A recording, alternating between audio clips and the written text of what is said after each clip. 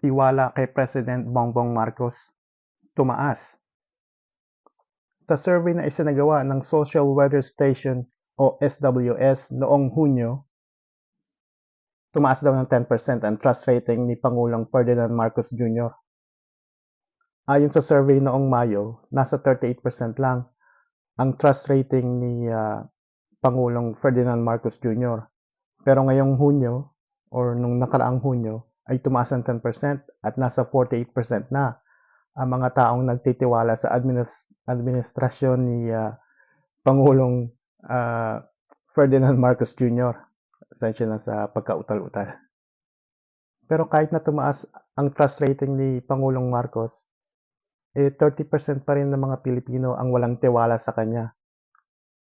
Habang 21% naman ang undecided.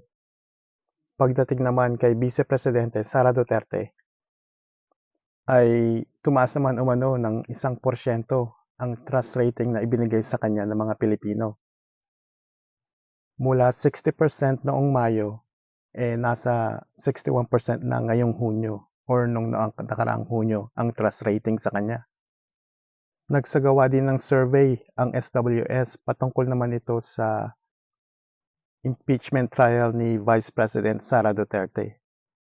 Napag-alaman sa survey na 66% ng mga Pilipino ay gustong ipaharap kay Vice President Sara Duterte yung mga impeachment complaint na inaatang sa kanya.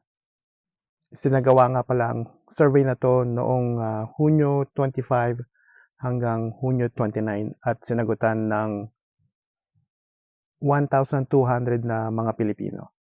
Yun lang. Okay, bye.